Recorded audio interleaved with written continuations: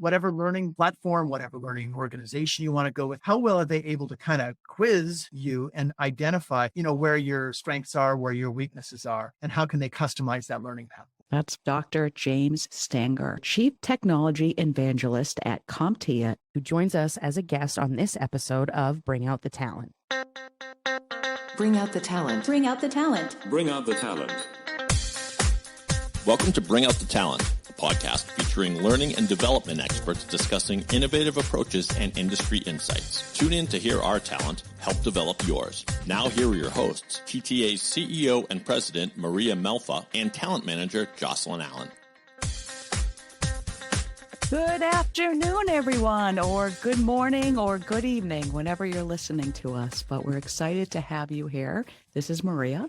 I agree. I was just going to say, wherever the time zone covers you, whatever time of day, we appreciate you being with us. It's Jocelyn, and we're excited to be back for another episode. Yes, we are. And today's episode is probably one of the most exciting episodes we've ever had. Maybe not, but no, I think it is. Probably. It is. This is a good path for us. We're very excited about emerging technologies, and I think we're the right people to talk about what's happening. So let's begin. As the technology landscape continues to rapidly transform, new trends are emerging as businesses continue to evolve. Digitalization and efficiency have been at the forefront of these changes. No surprise. Today, we are excited to speak with our special guest, Dr. James Stanger, on what he predicts will be the emerging tech trends and focus for the new year. Dr. Stanger is the Chief Technology Evangelist at CompTIA and a recognized authority in security, information technology, workforce development, analytics, Play-Doh Fun Factory, and open source. He consults regularly with organizations such as the University of Cambridge, Oxford University, West Point, AstraZeneca, Target, and Dell, just to name a few. And hint, one of those was not true that I added into your bio. But as an award-winning author, blogger, and educator, Dr. Stanger's writings for Linux Magazine, O'Reilly Media, McGraw-Hill, and Eselvier, more or less, yes, Eselvier, have been translated into over a dozen languages. In addition to the work as an active IT professional, he has helped dozen global education, certification, and badging programs in topics as diverse as security analytics, Linux administration, and web development. Welcome, Dr. Stanger. Hey, how you doing? Good to be here. Great. So excited to have you today. So what a background. You've seen a lot. Yeah. Because I've even done badging programs, in merit badge for Boy Scout. I did kayaking and even British Romantic literature. So you can throw it all together. That's full circle badging right there. Yeah. Yeah. That is really, really cool. How did you do it in British literature? It was a huge mistake. That's how. I mean, you make mistakes as a youth, you know what I mean? And so I got out of that and into tech, kind of probably where I belong, tech and education. Well, that's very interesting. So I think you could have seen maybe one or two changes in technology in the last several decades. It has been interesting to see some of those changes. And I think one of the biggest changes that you see is along the lines of democratization. How about that for a fancy word? Tech has just become more available to organizations. What organizations, they had to be huge organizations like Google, 20 years ago to do what today's organizations, small organizations can do just by consulting some pretty interesting data analytics on the cloud. You know what I mean? So things have become more available. How did you get into the space? I mean, have you always been a techie? Is this like a kid growing up into an adult techie all the way through kind of experience? Like, tell us about your journey to where you are now. As a kid, I used to break a lot of things. I'd grab, mom and dad's stereo, which was their favorite thing. This really expensive console stereo, which I still have upstairs. Actually, they willed it to me because I kept breaking it because I wanted to see how things work. What is that needle and all that. This is back in the day, but I was really interested in how something like that what seemed like plastic, that record, could turn into sound. How does that work, right? And so I got started on it kind of early on, but then I kind of got distracted, went into a kind of a non-technical field. But the whole time, as they say in Godfather 3, they kept pulling me back into tech. I just found every time I would be working on a paper or something would go wrong with the computer that I was using. So I literally had to become what I called a hacker in order to fix things. Back in the day, a hacker just meant somebody who was really talented at solving problems. That's what that term meant back in the day. What are some of the major trends that you're seeing in the workforce these days and into like the new year? Because as we know, the new years usually bring a lot of the change that's coming about. Yeah. Tell us a little bit about kind of like the trends in the workforce and what people should be looking for. One of the first trends that we're seeing is it's hard to find people, right? And we've seen that for some time. And we've seen that for years in the IT industry. But I think one of the couple of trends, first of all, you're seeing organizations kind of wake up and realize they need to be upskilling their existing people, right? In the same way that it's more expensive to get a new customer, right, than to take an existing customer and translate that person, right, into a sale or whatever. It's the same sort of thing that we're seeing. Another trend that we're seeing in the workforce is organizations realizing that there's a non-traditional workforce out there. You can call it what you want, non-traditional, whatever, but there's kind of this workforce revolution going on. And I think organizations have been applying the same old pedigree-based, does that person, do they have a degree, pedigree-based kind of approach, rather than focusing on what I would call skill ability. Now, I realize that's my term, not anybody else's, but the trend that we're seeing at CompTIA for example, in our workforce and learning report that we just recently released, is that organizations are kind of wising up to what it means to do things like mentoring, apprenticeships, and kind of micro learning upskilling, rather than the traditional, okay, let's pull that person away for a week or wait for that person to complete their 4-year degree, because we need people to get skills much more quickly and much more nimbly than ever. I love skillability. I think you need to trademark that. It's funny because one time I did this just kind of on my own. It was a few years ago. It was maybe a couple of years before COVID. I actually kind of put myself out on the job market just to see what folks are hiring for firsthand.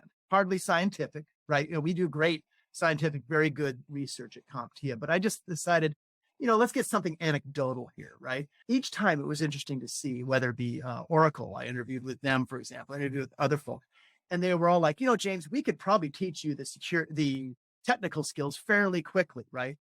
It's the ability to learn that we're looking for, and your ability to pivot. I don't mean that in the technical term like hacking pivots, but the ability to kind of adjust. They really are looking for that kind of ability in people. That's why people's prior learning experience, I shouldn't say learning experience, living experience, their lives, is so important. I think a lot of people kind of cancel themselves out of IT, you know what I mean? Because they're like, well, I don't have this deep background in tech that I'm supposed to have. I should have started at 10 years old or 3 years old.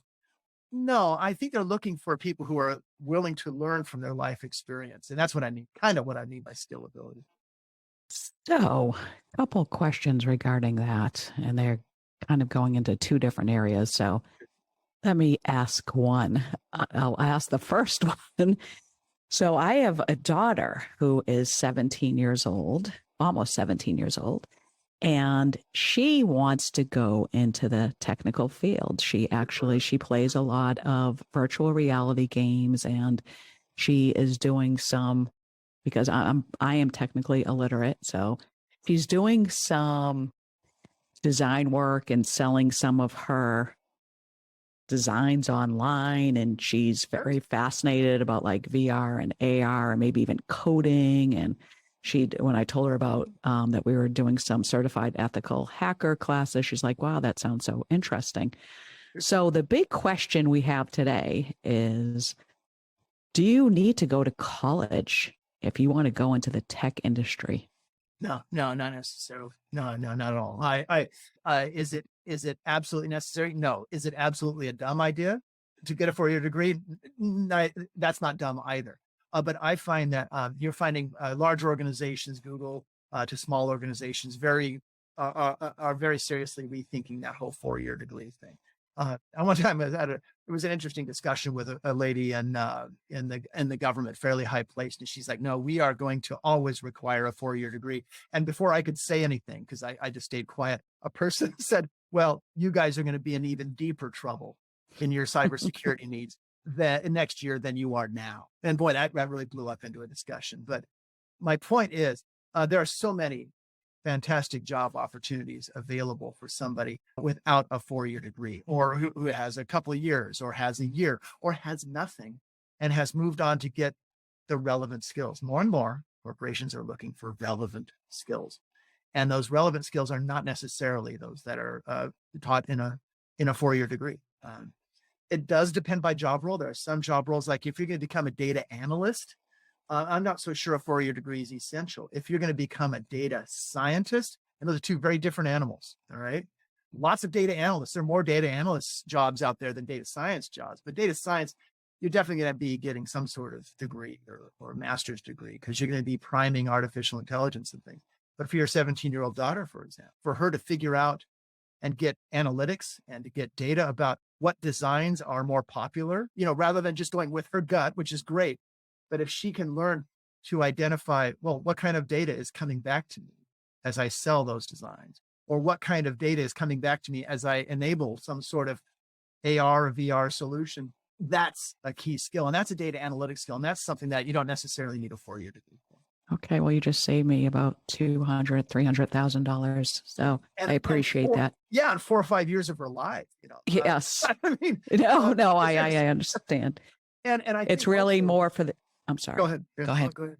I was saying college is really about the experience, or obviously if you're majoring in something very specific. Mm-hmm. But you better have a real reason to go to yes. college. The old days of, well, let's go to college and see what pans out. I have no idea why people would ever want to think that way now. Yes. Whatever person wants to go by hook or by crook to get that student enrolled, and I'm thinking of that movie star who ended up in jail because she, cheated or whatever to get her daughter into school or whatever. I remember thinking, what was the motivation there? College is it all that important? Yes. Unless you have a very specific reason for it. It was an image thing. So I guess this leads to my second question then. So what are the skills that individuals are lacking the most nowadays? I ask that, and usually people will bring it into technical and non-technical skills. So I'll talk about non-technical skills first. First of all, we need people who know what it means to interact with people, who can show up on time, difficulty for me, but who can understand what it means to translate between technical and non-technical language, things like project management skills. Those are all highly in demand, but it's that ability for a person to get out there and communicate in the proper medium. When is it proper to text? When is it proper to actually pick up some sort of phone? I always say, from a technical perspective, a lot of youth tend to be UDP oriented, whereas a lot of older people tend to be TCP oriented. That's a tech term for, in other words, TCP always establishes a connection first. It's like a telephone call. UDP is throwing a text. But my point is we need people who know appropriate communication. From a technical perspective, there's a lot of opportunity out there because corporations, small and large, are all looking for people with strong cloud skills, cloud and data center skills, for example. There are more help desk jobs now than there were before, which is odd because most people associate help desk and service desk with break fixing, right? Well, more and more, as things have become cheaper, devices and less repairable in some ways, we still see more help desk jobs because there has been a northward drift, as it were, in the skill level at the help desk. Also, security, of course, is a huge topic. So there are various elements of security that we could talk about if you want. Okay, before we go into security, because I would like to talk about that. So you just mentioned help desk jobs and increase of help desk jobs. Do you see those becoming, though, more automated, like in a chat aspect for help desk? There are various forms of automation that are happening. First of all, there's good AI out there that is capable of doing a better job than the typical chatbot that we get that doesn't answer our question. And it's obvious that whatever that is some sort of automated thing. That's getting better all the time. And so there is a certain amount of level 1 jobs that can be automated, level 1 ITSM or service desk jobs. I go to a lot of events in the US, in the UK. For example, in the UK, there's a show called the Service Desk Show, SITS. And we talk a lot about what's being automated. Having said that, most of the help desk workers that are actually fulfilling a job and have, a future and are doing very important things, they're not really at that low level one. That's usually being taken care of by self-help pages. That's usually being taken care of, like you said, by various forms of automation, because the cloud is in the picture now and multiple operating systems and so many platforms are available now. We need help desk workers to kind of have a higher skill set, and a skill set in troubleshooting authentication, a skill set in troubleshooting network connectivity issues. A lot of those things are so context specific. It's hard to automate a lot of those calls. We're talking about skills that are way beyond, hey, why don't you pull the plug out of your router and then plug it back in kind of skills. Those are usually taken care of by automation and have been for some time. Now, I think one of the things regarding technical skills, and like Maria said, she loves to call herself technically illiterate all the time. Sure. She's always like, I'm not the technical person. But I think that, and I'm not super technical either, I can function, but I think that what's intriguing about the tech space, the IT space, is also what is really intimidating about it, and like having to learn a new skill. So that being said, the curious minds, like, what do they need to know about what skill gaps exist? And when you think about IT or security, because we're talking about all of those things, what are some identifiable gaps that you see in being like successful in those areas? And then how do they adapt to people who can say, I have zero of those skills anyway, where do I start? That's a great question. I think one of the first things, and I couldn't help but think about this earlier when we were talking about Maria, your daughter. I think one of the first things that we have to think about is, what does it mean to turn yourself or anybody from a mere consumer of technology? And we're all pretty good consumers of tech, right? And we all tend to think younger folks are better consumers of technology than we are. That's fine. But I'm not sure that people young and old are very good at transitioning from being consumers of technology to being producers of it, or truly people who understand the underlying mechanics, the underlying technologies that are found in all of the technologies that we use. So the first thing, as people need to identify their gaps, is, do you really understand how this works beyond just clicking on clicking on your phone or the gaming console or whatever, some sort of feature? Do you really understand the protocols involved? Can you get underneath the hood of the car, as it were, and really figure it out? Another thing that I think is fine, that is interesting, as you mentioned, that I think it's really important for people to think about. A lot of techies, existing techies, are in the same boat as people beginning their technical journey. Many times I've noticed a lot of people don't know the next steps to take, because technology changes so fast, and the businesses, the way they use the technologies, change so fast, it gets a little disoriented. And so you need a really strong pathway out there, a good learning pathway, because it really confuses both newbies and dyed-in-the-wool, experts in their field. It's really helpful. I agree with you on a lot of levels. I like that you said that when it comes to people who exist in the space and people who don't, the setbacks are the same. Like, where do we go from here? You know what you know, but how did you figure out what you know, and where in the technical space do you go to learn the next step? Yeah, that very much connects with me, because I often find that I don't know what my resources are or how to get them. Yeah.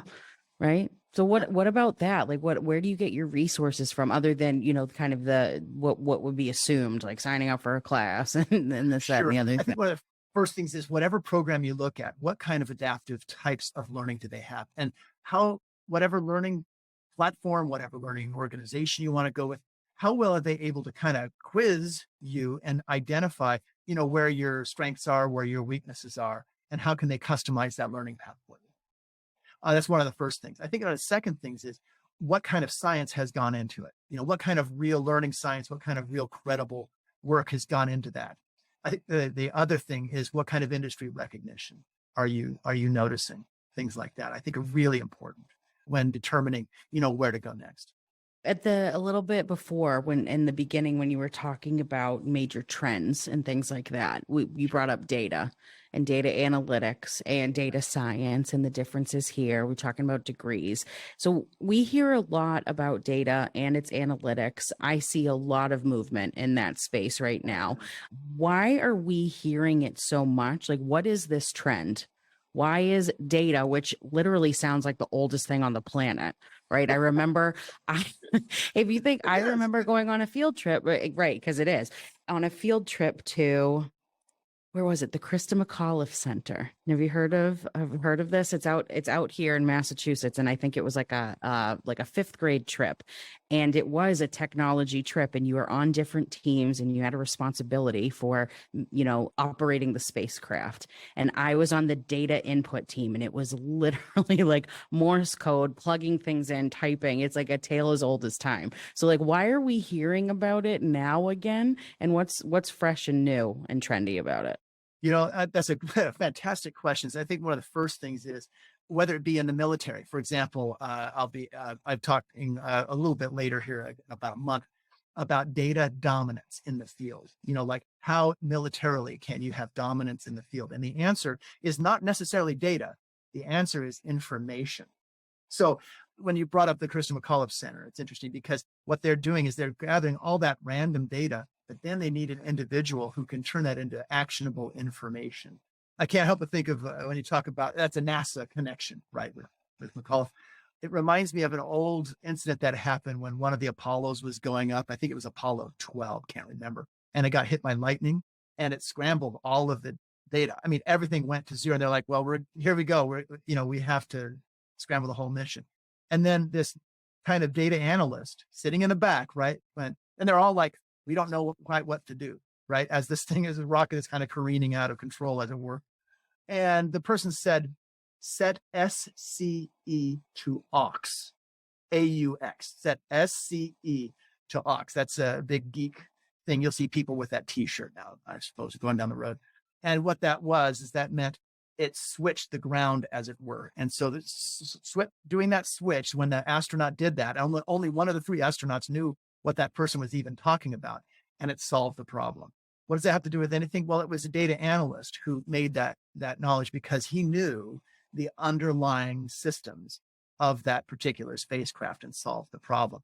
So the reason why data has become such a big deal is because it used to be only NASA or Google or Gartner Group or whatever who could grab all of that data and then turn it into information. Just the ability of getting that data, first of all, was impossible 20 years ago, really, for most. Storing it was really expensive 20 years ago for most.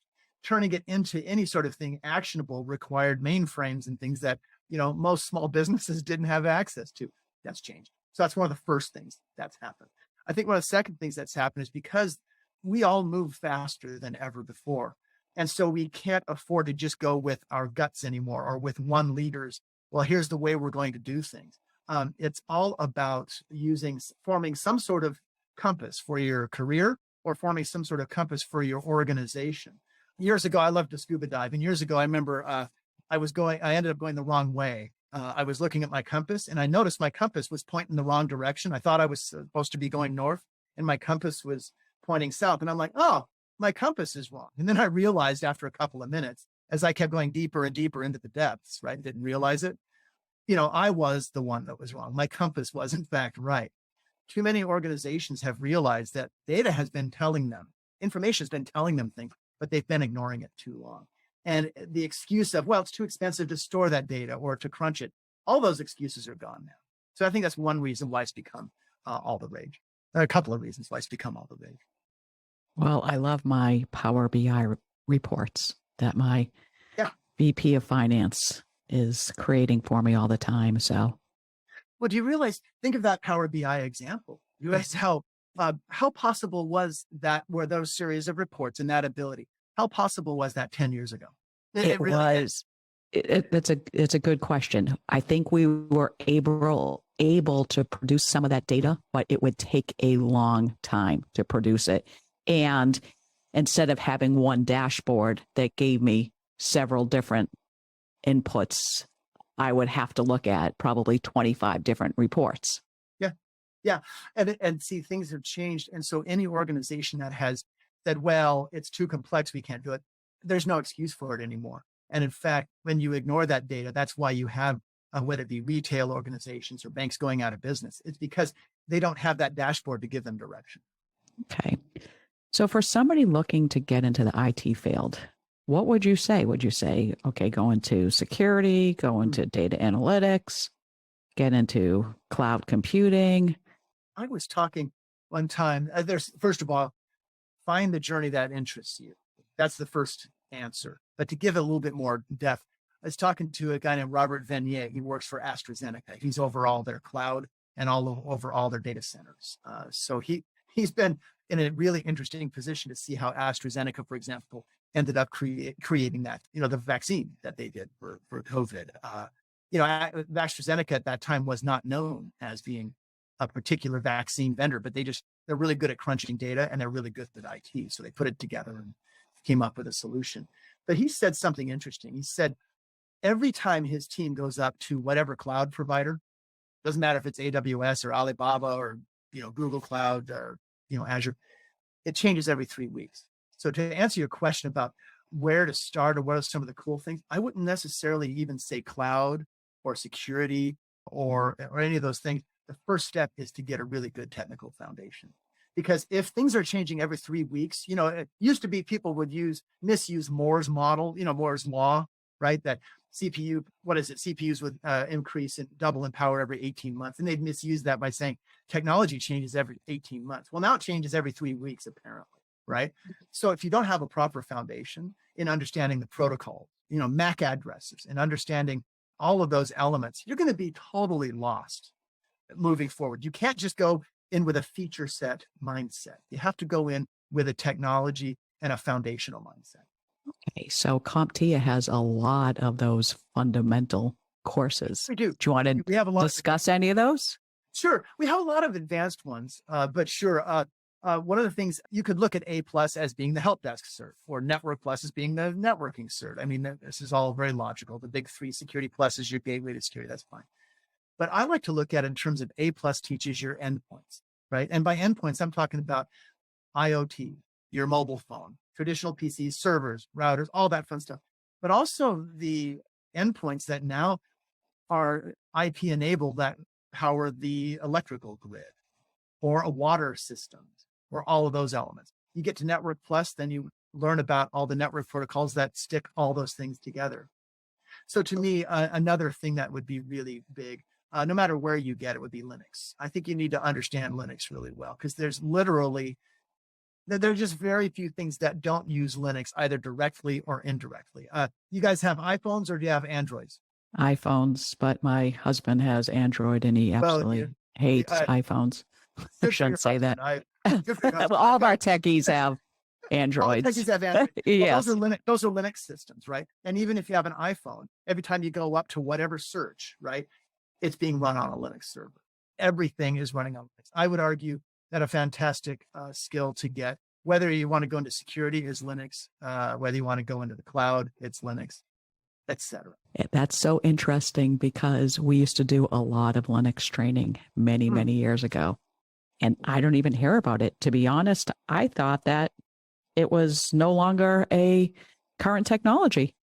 That just shows you where I'm at. Yeah, it's funny from supercomputing to the grid to developers. Every day, my kid works for AWS, and he's front end developer. He works in Linux every day, for example. So, and you have a bit of a point though. Linux oftentimes gets abstracted, and there's a fancy term, abstraction. Remember, I used that term, democratization of IT. Well, it's another term called abstraction, and that's what IT does. This is what technology does. The first thing that often gets abstracted in technology is people. That's why you had the sabotagers. You guys know what I'm talking about? Sabotage comes from shoe, right? They used to throw the shoes that's the story anyway. They used to throw the shoes into the machinery and destroy the machinery. That's what sabotage was. Well, why did they do it? Because they didn't want to be put out of a job by a machine. Abstraction can put people out of work that don't upskill, right?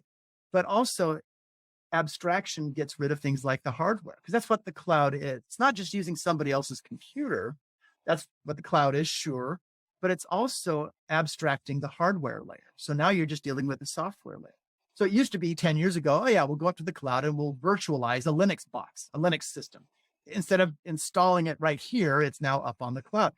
But over the years, if you go up if your daughter, for example, goes to create an application so she can sell something, sell her fashion designs, she'll probably have somebody start and create a serverless application. Well, see, they've abstracted the Linux server itself. So you have a bit of a point about that old-fashioned Linux approaches and skills could be out of date in a sense, but they've just morphed and changed. So they're not totally out of date. You just have to roll with the changes. They're a great point.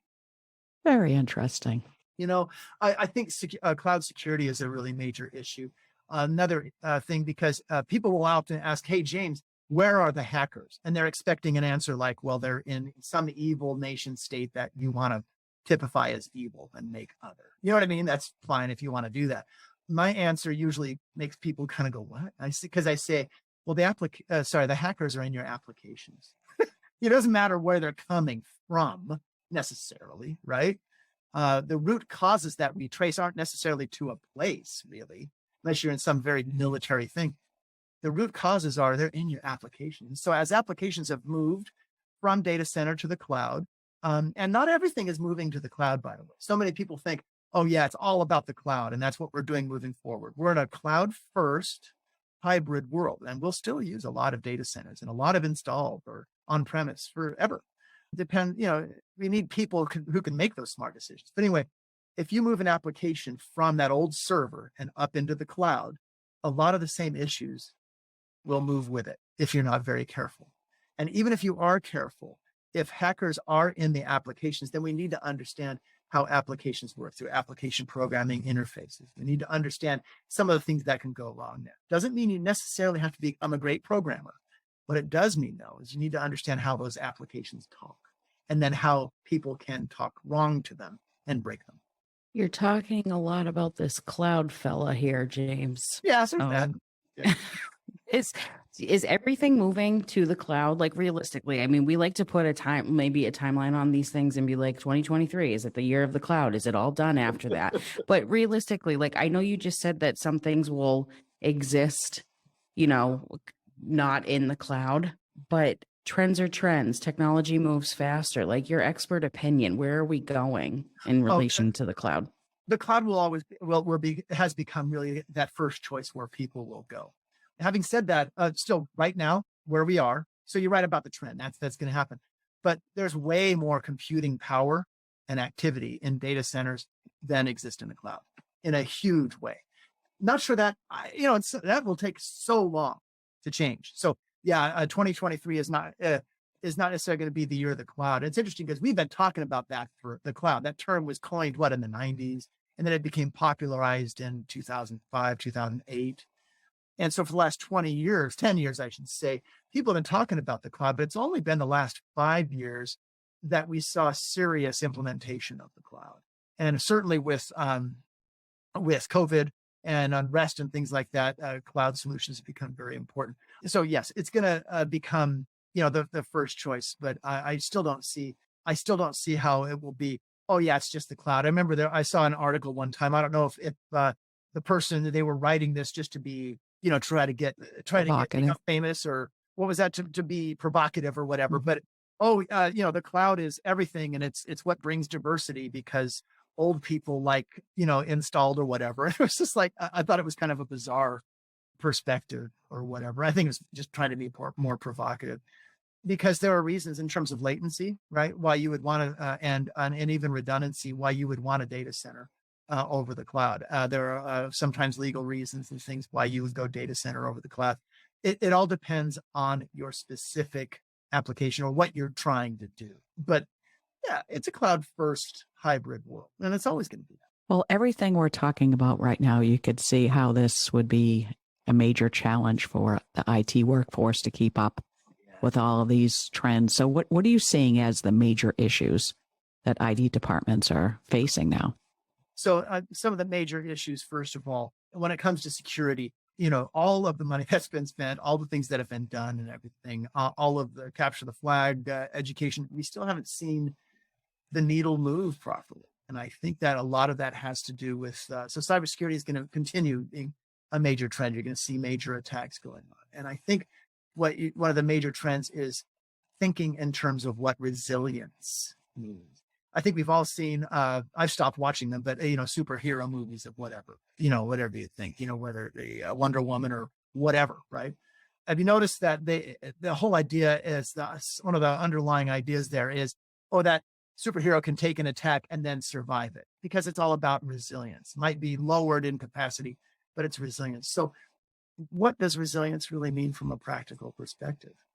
And that means, for example, zero trust. That means using CTI, cybersecurity threat intelligence, in much better ways than we've ever seen. So zero trust gets rid of the idea that, I'm behind the firewall, I'm safe. Zero trust basically says, risk exists no matter what direction you're in or where you are. So how do we solve that problem with continual monitoring? I think cybersecurity threat intelligence is a very important concept. Security analytics and monitoring, another major trend that we need to be thinking about. Another trend that's becoming kind of interesting, or very interesting, is the idea of what GRC really means: governance, risk management, and compliance.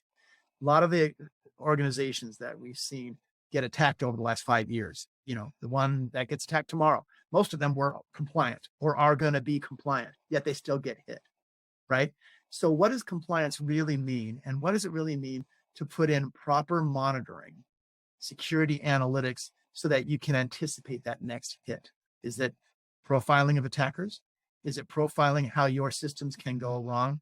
And then how can you show compliance? Because another element, of course, that's really big and will continue to get bigger is the idea of privacy, and how you ensure the privacy of your identity, your daughter's identity, as she does work on the internet. So how do you ensure privacy? And the answer is, you get your security ducks in a row in the first place, and then you can ensure privacy. So you're going to see a lot of compliance, not just for the sake of compliance and checkbox, but compliance becoming a real function of what I would call a heuristic approach to security. And that's just a fancy way of saying you basically take a kind of circular view, not chasing your tail, hopefully, but an understanding of, look, we're doing compliance, but then we use monitoring and analytics to kind of increase our security maturity so that we can rise up rather than be in a downward spiral of chasing our tail and not knowing what to do. And I think that includes cybersecurity threat intelligence, monitoring, a lot of security analytics, and the proper use of technologies that we've had for a long time. Zero trust is really all about using, monitoring and endpoint threat detection, all these things that we've had for some time, and then coordinating. So who's going to help coordinate all of it? So I think you're going to see all these individual trends come together, and the organizations that are truly resilient are the ones that are going to be able to coordinate better. Well, it looks like maybe I will be okay in IT, because I think I operate my entire life based on a zero trust architecture. So it's only a natural thing. I oftentimes, I've been asked before, like by IT folks, like, James, can you help demystify the zero trust thing? And I always bring up my zombie analogy. You guys like zombie movies? Even if you don't like it. Huge Walking Dead fan over here. Walking Dead. All right. That's a little soap opera-ish to me, but that's okay. I need my drama as well, James. So okay. No, I should say they do a great job with 28 Days Later or Shaun of the Dead, right? These are fun shows, interesting shows. So what are some of the truisms of a zombie, right? Well, they act quickly. Sometimes zombies are real fast. Sometimes they're slow, but they're going to get you. But remember, they always try to find some sort of perimeter, but it never works. You ever notice that? And then your trusted friend can become, or most loved person or whatever, can become a zombie pretty quickly, right? Or almost instantaneously. Well, IT workers have been living that analogy for decades, right? Because that trusted endpoint or that trusted application or that trusted cloud presence, whatever, can be turned against you, right? Without you realizing it. So what is the solutions? Well, really good monitoring, right? Looking for data and things like that. I think it's those kinds of approaches that we realize that helps bring what zero trust really is. Because, back in the day with firewalls, they go, well, what's a firewall? Well, you could actually trundle it out and say, look, there's the firewall physically. With things like zero trust or monitoring, it's hard to bring out that one device, because there's multiple things that have to be coordinated. And I think that's one of the things that you'll see as a major trend moving forward in good organizations that get it, I won't use the word lucky, but are taking steps, is to coordinate a lot of the technologies and use the right metaphor or the right approach to securing themselves. I love that analogy. I definitely connect with it. And it's probably also why I enjoy The Walking Dead, because I'm more of a slow moving zombie type of person. Like that's where I will survive, you know? Well, and security, also the politics of security. And I shouldn't use the term politics, but the human element of it. I think that's one of the things. You said you liked your drama, and I think that's what that show does so well, is talking about, because what is the problem that we're working? Is it the zombies, or is it our response to the zombies, or different ideas about the response to the zombies? See, and I think in security, the organizations that are able to pivot better and respond better and are more resilient are the ones that have better discussions, right? And have a leadership principle. I won't call it, leadership leading the way, but a leadership principle that allows the best approaches, the best data, the best information to rise to the top. We have to remember to tell Liza to put zombies in the podcast description. Absolutely, we do. A whole brand new audience coming your way for tech security. Exactly. Because in The Walking Dead, after a while, you're like, well, who are the Walking Dead? And some of those people are not zombies who are the Walking Dead. You know what I mean? If you draw the analogy, are there approaches that make somebody, not useful, or not, or an approach not useful anymore? And I think that the ability to be nimble, which is related to that skill ability, is really important in your thinking. This is great information. And I know that we have talked a lot about kind of the introduction of these ideas, as well as being established with these ideas, and organizations moving forward to encompass the ideas of the benefits in utilizing IT and data and cloud and security in your organization. So let's bring a little bit of light to CompTIA and how they support those initiatives. You guys have a lot of certifications. So what type of things, like, why should people take these certifications? How can they introduce the idea of security and knowledge to an organization? So one of the first things is that our certifications are not just come from, one person or a dozen people. We literally crowdsource. You could call it crowdsource. We literally capture the wisdom of thousands of working professionals, no matter what certification. And so any good education organization, it's one of the questions you should ask, is how do you get that body of knowledge? That body of knowledge meaning the A+ certification, or our security analytics certification, or whatever, or Linux Plus. How do you get that? So I think it's one of the first things. Another element that's really important is we work and engage with the industry all the time. CompTIA, for example, has its own information sharing organization. It's called CompTIA ISAL. And that's just an example of how we engage with the industry. That particular ISAL is information sharing organization. It's designed to basically help manage service providers, MSPs. MSPs are people who keep banks or dental offices or accountants, a lot of small businesses online every day, and they need help with security. And so that's why we do that. We also do a tremendous amount of research that's available for free. For example, our Cybersecurity 2022 report just came out this week. Just came out very recently. I'll say that. But it was this week. Anyway, and that research that we do is something that really kind of proves how tied in we are with industry. So we see ourselves as an education company, but even more than that, or along with that, the education that we provide is tied right into the nerve center of IT. Excellent. Well, this has been incredible information. I certainly have learned a lot. Well, I hope so. It's been fun. I think what's so cool about being in technology today is how quickly it changes. There's all sorts of burnout factors that can happen in any job. We've seen it, and we've identified burnout factors that happen in the IT space. We found that out at CompTIA. But one of the things that really tends to avoid burnout is allowing people to really take a step, not back, but really a step forward in their education. The more that people are able to really kind of learn something new, the more it helps out. I remember years ago, I was an MCSE. I'm an old recovering MCSE, the Microsoft great stuff. But I only understood it once I cracked open my first Linux box. And even though you could argue they do things very differently, just the fact that you can do that A/B test, that comparison, that's very important because it engages in a dialogue, a technical dialogue. And I see this constantly with people with education. They can say, well, here's how things work. Here's something else. And as you do that, it really is it results in an upward spiral. It's very cool. That is a really cool way to look at it, because obviously you might feel a lot more stressed when you're working on some of these IT projects if you don't have the knowledge. But so you do have to invest in that knowledge to make your people feel more comfortable and therefore not burn out as quickly or at all, hopefully. That's right. That's right.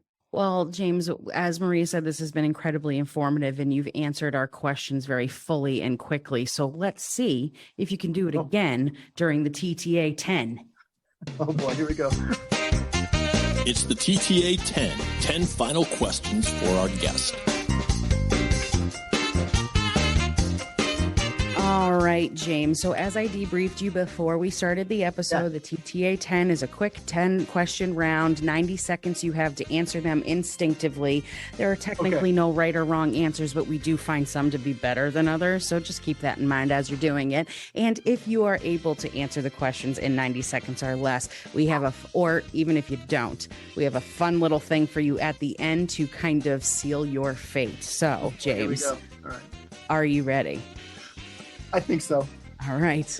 David, clock, please. Yes, Jocelyn. 90 seconds on the TTA 10 clock, starting now. All right, James, what would you say is your hidden talent? Working with people. Who would you say inspired you the most throughout your life? Jimmy Page. If you could tell your past self one thing, what would it be? Say it again. If you could tell your past self one thing, what would it be? Listen more. What is your favorite flavor of Kool-Aid? Cherry. Coffee or tea? Neither. I don't drink coffee or tea. All right, fine. Diet Coke. Diet Coke. Yes. What is 16 minus 4? 16 minus 4 is 12. What is the TV show that you are currently binge watching? Star Trek, the original series. Tropical vacation or cozy getaway? Cozy getaway. What is your favorite way to spend your free time? Working on my Land Cruiser. And what is your favorite holiday to celebrate? Thanksgiving. All right, David, he has answered all the questions. Can we get a time, please? Yes, we can. Remember, 90 seconds is the threshold. James has come in at just 1 minute and 8 seconds. He is, in fact, a TTA 10 champion. And I had to repeat myself, James. Way to go.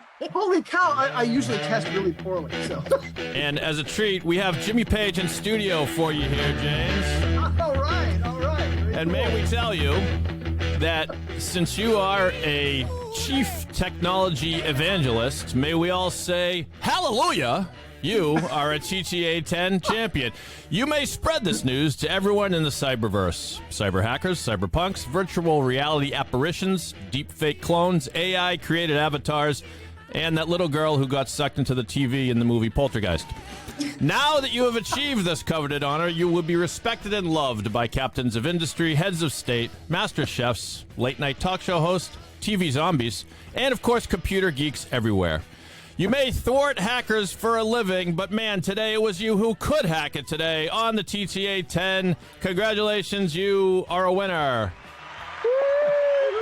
Thank you. Dynamite, David, once again. I mean, does it get better than that, James? No, it doesn't get better Right, than that. That's very good. right. David is a pro.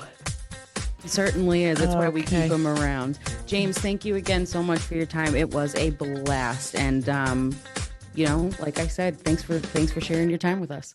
Anytime, man. I sure appreciate it. You guys are the best. Really appreciate it. Thank you so much, James. If you are interested in bringing IT certifications into your organization, let TTA help. Visit us at thetrainingassociates.com. We'll see you later.